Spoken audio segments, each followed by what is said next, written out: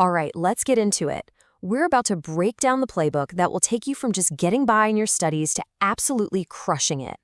We're going to cover everything from the basic rules of the game, like grading, all the way to the advanced strategies you need for academic research. So here's our roadmap. First, we'll tackle the rules of the game, the grading system. Then we're going to pop the hood and look at the user manual for your brain to see how it actually learns. We'll walk through Piaget's famous stages of development, explore what really shapes your performance, and then load you up with a practical toolkit.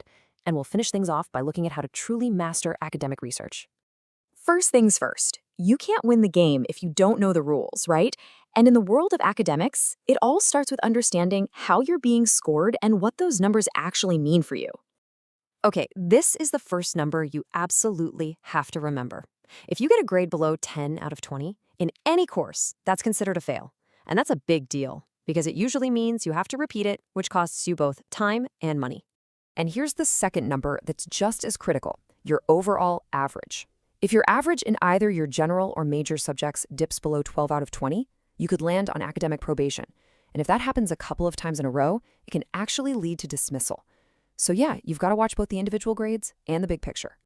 So how do they even calculate that average? Well, it's not as simple as just adding up your grades.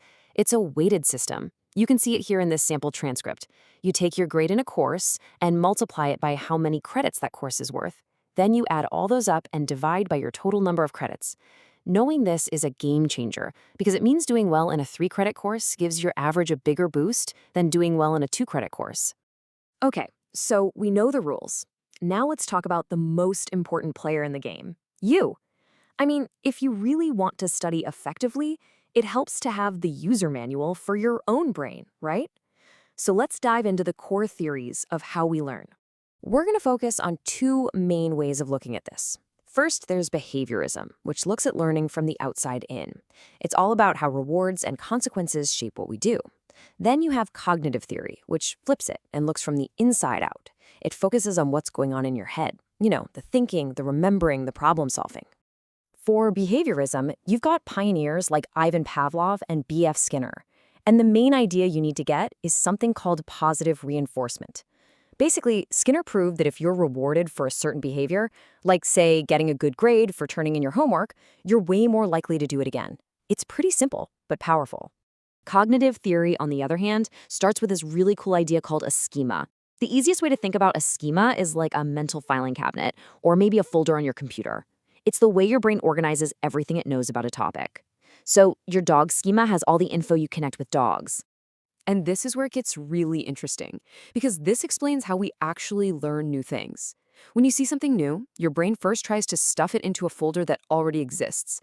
That's called assimilation. But what happens when it doesn't fit? Like you see a wolf and realize, hey, that's not just a big dog. You're forced to create a brand new folder, or at least change an old one. And that's accommodation. That's where the real deep learning happens. Now, this whole process of building up our mental filing system, it doesn't just happen overnight. The amazing psychologist Jean Piaget actually mapped it out as a series of stages that pretty much everyone goes through as we grow up.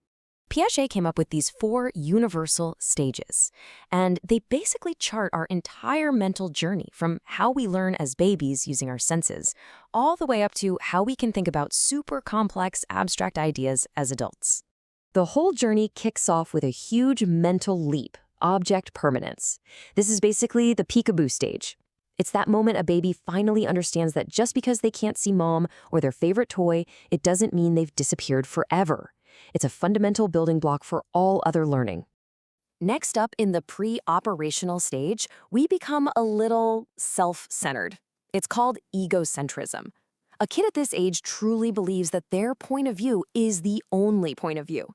It's not them being selfish, it's just a totally normal part of how our brains develop. After that, our thinking gets way more logical. One of the biggest milestones here is understanding conservation. This is the classic experiment. You know that if you pour water from a tall, skinny glass into a short, fat one, it's still the same amount of water, right? A child in this stage finally gets that. The shape changes, but the amount doesn't. And finally, we hit the formal operational stage. This is the big one. This is where we get the superpower of abstract thought. It's the ability to think about what-ifs, to reason about things you can't even see or touch. And it's the mental engine you need for things like algebra and philosophy. And this is so important for you because university level work demands this kind of thinking. It's all about making that jump from just memorizing facts to really understanding abstract theories.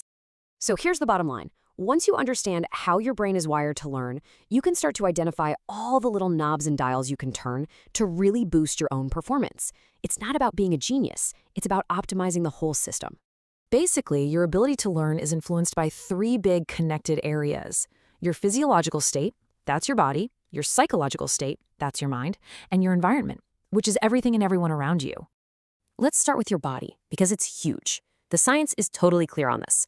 Good food, enough sleep, and regular exercise, they aren't optional extras. They are non-negotiable for top mental performance. And that classic all-nighter you pull before an exam, it actually makes your brain worse at remembering things. Okay, now for your mind. Psychologically, you can boil success down to this really simple but powerful idea, the 3 W's. You need the will to even get started, you have to put in the work, and then you need the patience to wait for the results to show up. It's a cycle. A really awesome tool for building up that will is a personal SWOT analysis. It's where you get honest about your internal strengths and weaknesses, and then look at the external opportunities and threats. Doing this gives you a clear map of where you are right now, so you can play to your strengths and come up with a plan for your weaknesses. All right, that's enough theory. Let's get practical. This is all about filling up your academic toolkit with real strategies you can start using like today to study smarter instead of just harder. One of the best systems out there is called POWER learning. It's a 5-step loop. You prepare your goals, you organize your notes and your time, you actually do the work, then you evaluate how well you understood it. And this is the most important part. You rethink your whole approach based on what worked. It's a cycle you keep repeating. And no matter what system you use, always remember this one crucial difference. Passive learning, that's just reading your textbook or listening to a lecture, it doesn't stick very well. Active learning is where the magic happens. That's when you're discussing ideas, quizzing yourself, or trying to explain it to someone else. That's what actually cements the knowledge in your brain. At the end of the day, all of these skills, knowing the rules, understanding how you learn, using smart strategies, they're all designed to get you to this point, to be able to do serious, high-level academic work and really master the art of research. So, there you have it. We've laid out the blueprint for academic success, from how grades work to the psychology of your brain to the tools you need in your kit. The real question now isn't what you've learned here today, it's what are you going to build with it? Your education is in your hands.